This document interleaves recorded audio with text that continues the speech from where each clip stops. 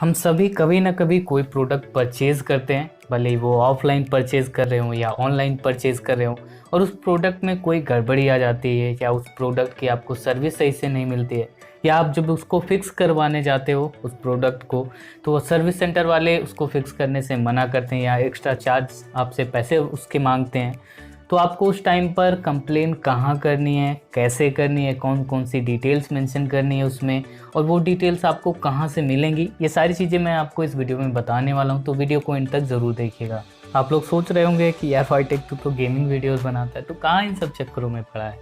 तो भाई इंसिडेंट ही कुछ ऐसा हो गया। मेरा जो डिवाइस था पोको X3 Pro, वो MIUI 13 के अपडेट के बाद डेड हो गया, जो कि सॉफ्टवेयर के इशू की वजह से हुआ था, जिसके लिए कंपनी रिस्पॉन्सिबल है टोटली, क्योंकि कंपनी ने जो बग्ड सॉफ्टवेयर था वो रोल आउट किया, जिसकी वजह से डिवाइस डेड हुआ मेरा। और जब मैं उसको फिक्स करवाने जाता हूँ तो वो लोग उसके 12,000 रुपये चार्ज कर रहे थे, जो कि टोटली अननेसेसरी थे।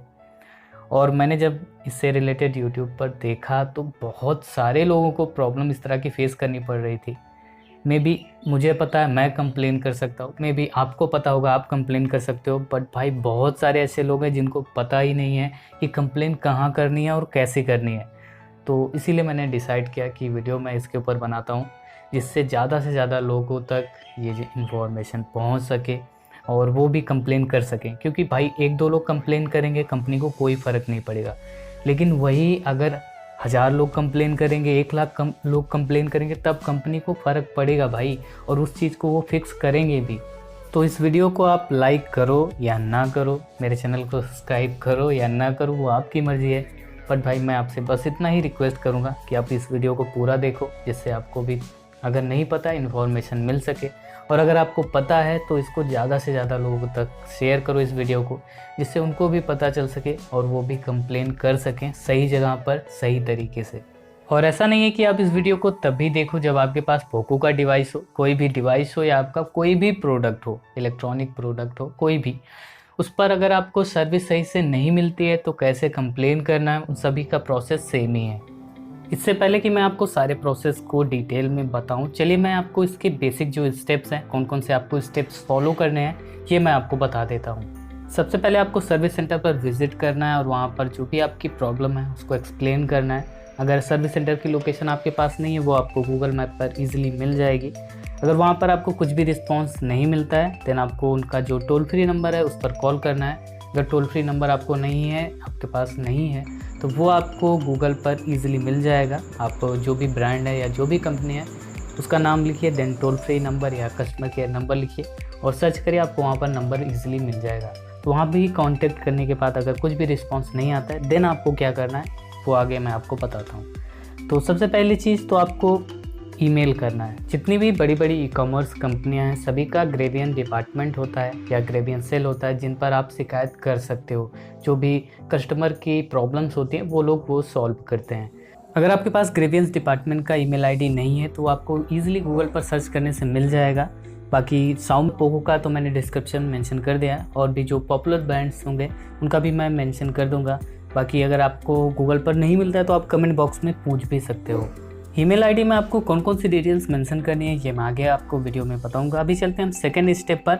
अगर आपको ईमेल करने पर भी कुछ रिस्पांस नहीं मिलता है तो आपको क्या करना है, देन आपको सोशल मीडिया पर इनको इन्फॉर्म करना है कि आपके साथ ये इशू हो रहा है। जो भी आपका इशू है उसको आपको बताना है वहाँ पर। और सबसे बेस्ट प्लेटफॉर्म रहेगा ट्विटर। अगर आपके पास ट्विटर अकाउंट नहीं है तो आप उसको यूट्यूब पर उसका ट्यूटोरियल देख के ईजिली अकाउंट क्रिएट कर सकते हो। और अकाउंट क्रिएट करने के बाद मुझे फॉलो भी कर लेना, क्योंकि भाई अगर फॉलोअर्स ज़्यादा रहेंगे तो मैं भी कुछ बोलूँगा तो उसका भी कुछ रिस्पांस मिलेगा अच्छे से। डिस्क्रिप्शन में मेरे ट्विटर हैंडल का लिंक दिया हुआ है, वहाँ से आप इजीली मुझे फॉलो कर सकते हो। तो ट्विटर में आपको क्या कुछ लिखना है, किन किन लोगों को आपको टैग करना है जिससे आपको रिस्पांस जल्दी से मिले, तो वो मैं आगे आपको बताऊँगा। अभी चलते हैं थर्ड स्टेप पर, जो कि है NCH यानी कि नेशनल कंज्यूमर हेल्पलाइन, जो कि सबसे इम्पोर्टेंट होने वाला है इस पूरे वीडियो में। नेशनल कंज्यूमर हेल्पलाइन में कंप्लेन कैसे करनी है, कैसे आपको डॉकेट नंबर मिलेगा, कैसे आप डॉकेट नंबर से अपना कंप्लेन का स्टेटस चेक कर सकते हो, ये सारी चीज़ें मैं आगे आपको वीडियो में बताने वाला हूँ। अगर NCH यानी कि नेशनल कंज्यूमर हेल्पलाइन में भी कंप्लेन करने पर आपको कुछ भी रिस्पॉन्स नहीं मिलता है कंपनी की तरफ से, देन आपको लीगल नोटिस भेजना होगा और उसके बाद आप कंपनी पर केस फाइल कर सकते हो। लीगल नोटिस कैसे भेजना है, कैसे कंपनी पर केस करना है, ये मैं आपको फिर कभी बताऊंगा अगर ज़रूरत पड़ी तो, क्योंकि जितना मैंने आपको स्टेप बताया है उन तीनों ही स्टेप्स में आपकी जो भी प्रॉब्लम है वो फिक्स हो जाएगी। कंपनी वाले आपको ज़रूर कांटेक्ट करेंगे और आई डोंट थिंक कि आपको लीगल नोटिस या आपको केस करने की ज़रूरत पड़ेगी। बट अगर आप लोग कमेंट करते हो तो मैं ज़रूर उसके ऊपर भी वीडियो बना दूँगा। तो अभी चलते हैं हमारे फर्स्ट स्टेप पर, यानी कि ईमेल। आपको ईमेल किसे करना है ये तो मैंने आपको बता दिया कि ग्रेवियन डिपार्टमेंट में आपको ईमेल करना है। Xiaomi और पोको का तो मैंने डिस्क्रिप्शन में ऑलरेडी मेंशन कर दिया है, तो वहाँ से आपको ईमेल आईडी मिल जाएगा। अभी ईमेल आपको क्या करना है ये बताने से पहले चलिए हम जान लेते हैं कि आपको डिटेल्स कौन कौन सी लगेंगी, जिससे जितने भी आगे के स्टेप्स हैं वो भी आपको आसानी से समझ में आ जाएं। तो जो डिटेल्स हैं अभी आपको मैं बताने वाला हूँ कि कौन कौन सी आपको डिटेल्स वो लोग मांग सकते हैं और कहाँ से मिलेगा ये भी मैं आपको बताऊँगा। तो सबसे पहले चीज़, नेम, आपका नाम तो पता ही होगा यार, और एड्रेस में आपको पूरा एड्रेस देने की ज़रूरत नहीं है, बस आपका स्टेट कौन सा है, आप कौन सी सिटी से परचेज़ किए थे उसको, जिस भी प्रोडक्ट को आपने परचेज़ किया कौन सी सिटी में थे आप, वो मेंशन करना है। देन अगर पिन कोड ज़रूरत पड़ी तो आपको देना होगा, नहीं तो कोई ऐसा नेसेसरी नहीं है, बट अगर आप दे दोगे तो थोड़ा इजी रहेगा, जिससे आपके एरिया का जो सर्विस सेंटर होगा वो उसको लोकेट कर सकते हैं और उनसे वो कांटेक्ट कर लेंगे। तो पिन कोड, देन आपको ये बताना होगा कि कौन सा प्लेटफॉर्म था, यानी कि ऑनलाइन आपने परचेज़ किया या ऑफलाइन किया। अगर ऑनलाइन किया आपने तो जो भी प्लेटफॉर्म से आपने परचेज़ किया हो, अमेज़ॉन, फ्लिपकार्ट, मिंत्रा या जो भी वेबसाइट हो वो आप मेंशन कर दो।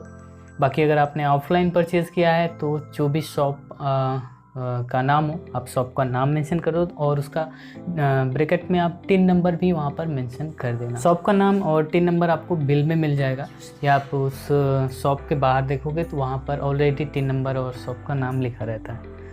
देन आपको ये बताना होगा कि आपने पेमेंट कैसे की थी, यानी कि मे भी आपसे पूछ सकते हैं, वैसे ज़रूरी नहीं है बट मैं आपको बता दे रहा हूँ कि पेमेंट मेथड अगर आपसे पूछा जाता है तो अगर आपने ऑफलाइन दिया है तो कोई बात ही नहीं, उसका कोई ट्रैक रहता नहीं है। बट अगर आपने ऑनलाइन दिया है तो कौन से आपने ऐप से दिया वो आप मेंशन कर दीजिएगा। जैसे मैंने फ़ोनपे से दिया था तो मैंने फ़ोनपे उसमें मेंशन कर दिया था।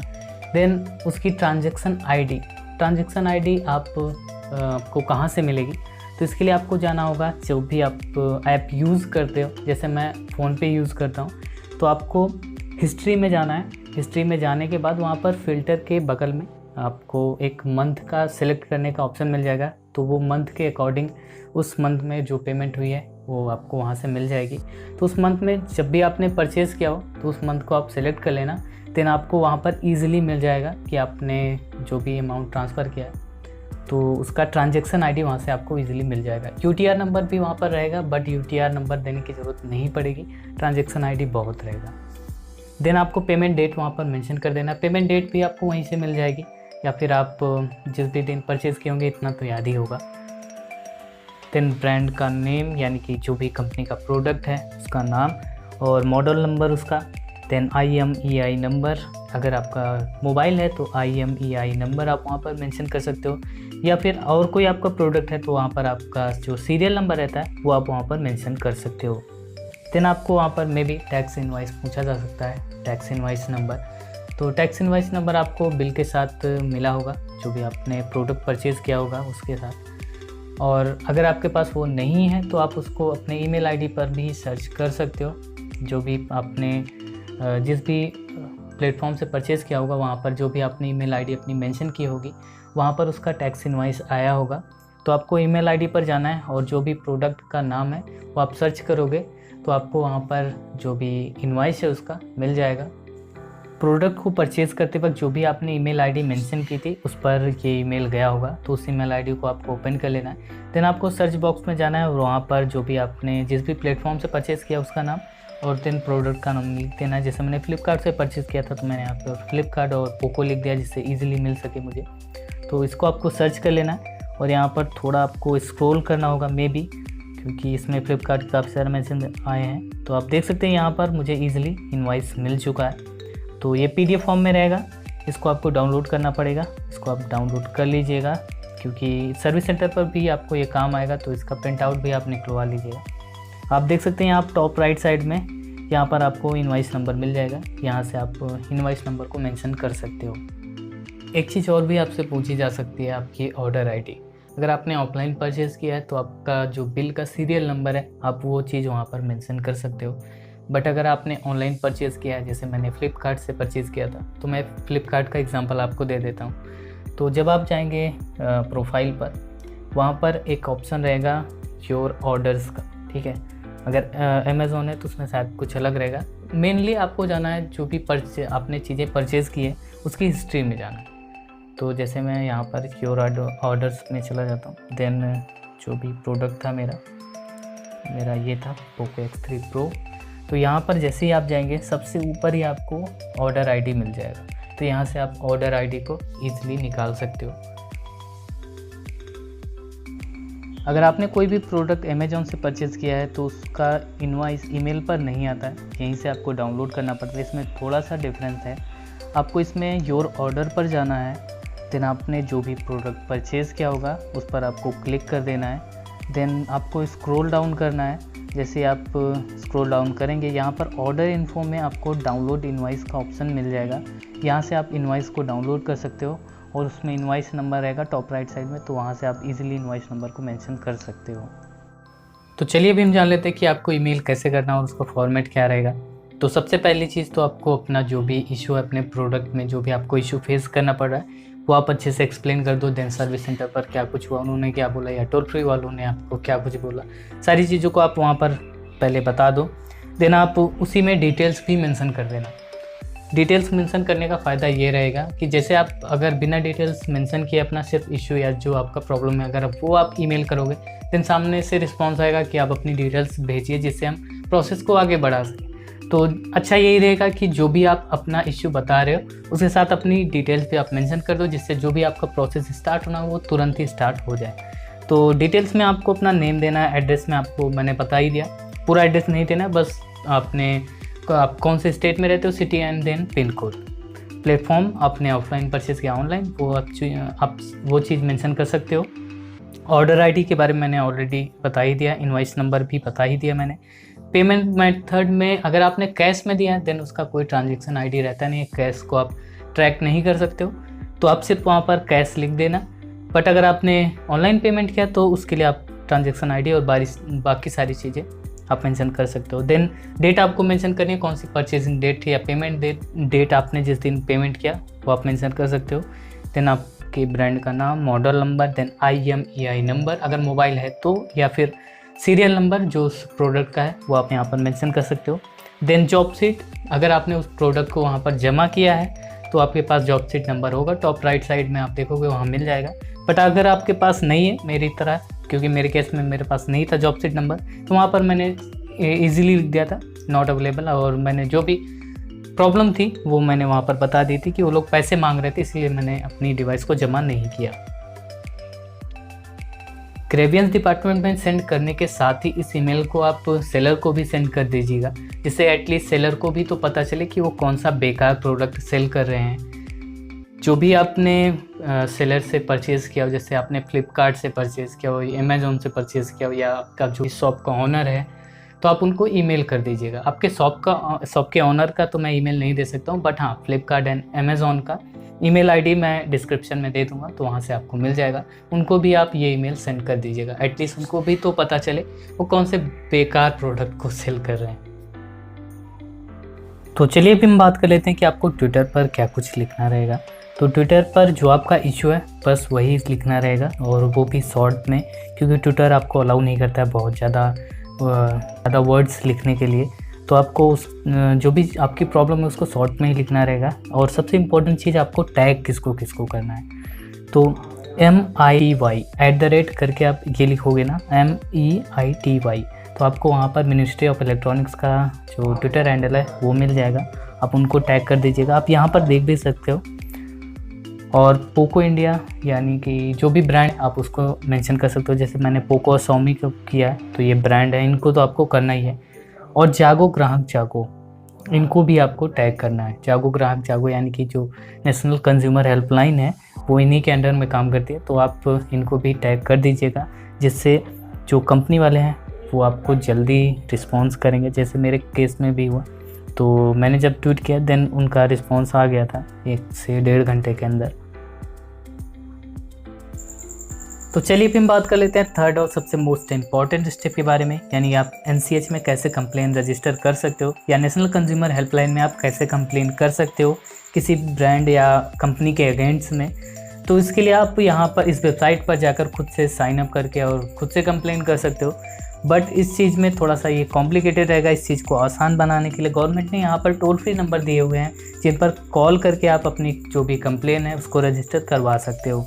इसका टाइमिंग है सुबह 8 बजे से शाम 8 बजे के बीच में। तो इसके बीच में आप जो भी यहाँ पर टोल फ्री नंबर दिए गए हैं इन पर कॉल करके आप ईज़िली अपना कंप्लेन रजिस्टर करवा सकते हो।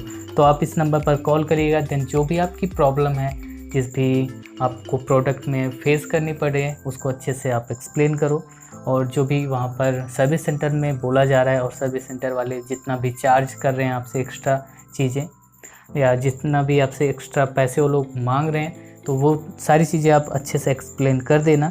देन आपकी जो भी कंप्लेन रहेगी वो लोग रजिस्टर कर देंगे। कंप्लेन रजिस्टर हो जाने के बाद आपको इस तरह से एक मैसेज मिल जाएगा जिसमें डॉकेट नंबर रहेगा, और इस डॉकेट नंबर से आप अपने कंप्लेन का स्टेटस चेक कर सकते हो। यहाँ पर नीचे लिंक दिया गया है, इस पर आपको क्लिक करना है, देन वहाँ पर डॉकेट नंबर अपना सबमिट करना होगा। मैं आपको बता देता हूँ कैसे करना है। तो चलिए इस लिंक पर हम क्लिक कर लेते हैं। देन आपसे यहाँ पर जो भी आप ब्राउज़र यूज़ करते हो उसका ऑप्शन आएगा, तो मैं क्रोम को सेलेक्ट कर लेता हूँ। देन आपको कुछ इस तरह से इंटरफेस दिखाई देगा। यहाँ पर आपको अपना जो भी डॉकेट नंबर रहेगा वो इंटर करना है। देन आपका जो मोबाइल नंबर रहेगा वो यहाँ पर इंटर करना है। मोबाइल नंबर आप वही इंटर करिएगा जिससे आपने NCH में यानी कि नेशनल कंज्यूमर हेल्पलाइन में कॉल किया था। तो वो नंबर इंटर करने के बाद देन आपको यहाँ पर सबमिट का ऑप्शन मिल जाएगा, आपको सबमिट पर क्लिक कर देना है। सबमिट पर क्लिक करने के बाद आपको कुछ इस तरह से इंटरफेस दिखाई देगा। यहाँ से आप अपनी कंप्लेन का स्टेटस देख सकते हो, और यहाँ पर आपकी कंप्लेन में कौन कौन सी डिटेल्स मेंशन की गई हैं वो भी आप यहाँ से चेक कर सकते हो। और इस चीज़ का ध्यान रखिएगा कि जो भी आपने कंप्लेन उनको बताई थी नेशनल कंज्यूमर हेल्पलाइन में, उन्होंने सही से यहाँ पर चीज़ों को मेंशन किया है कि नहीं। अगर चीज़ें सही से मेंशन नहीं होगी तो कंपनी वाले या जो भी ब्रांड है वो सही से रिस्पांस नहीं देगा। तो आप यहाँ से चेक कर लीजिएगा। अगर कुछ भी इसमें आपको दिक्कत लगती है या आपको लगता है कि चीज़ें सही से मेंशन नहीं की गई हैं जो भी आपने डिटेल्स बताई हैं, तो आप फिर से कॉल करिएगा और अपना डॉकेट नंबर आप अगर उनको देंगे तो वो अपडेट कर देंगे जो भी आपकी कंप्लेन रहेगी। आई होप कि इन तीनों स्टेप में आपकी जो भी प्रॉब्लम है वो सॉल्व हो जाएगी। तो चलो दोस्तों, आज की वीडियो के लिए बस इतना ही। वीडियो में कुछ भी पसंद आया तो प्लीज़ वीडियो को लाइक और चैनल को सब्सक्राइब जरूर कर दिएगा। मैं मिलता हूँ आपसे एक नई वीडियो में एक नई टॉपिक के साथ। तब तक के लिए टेक केयर एंड नमस्कार।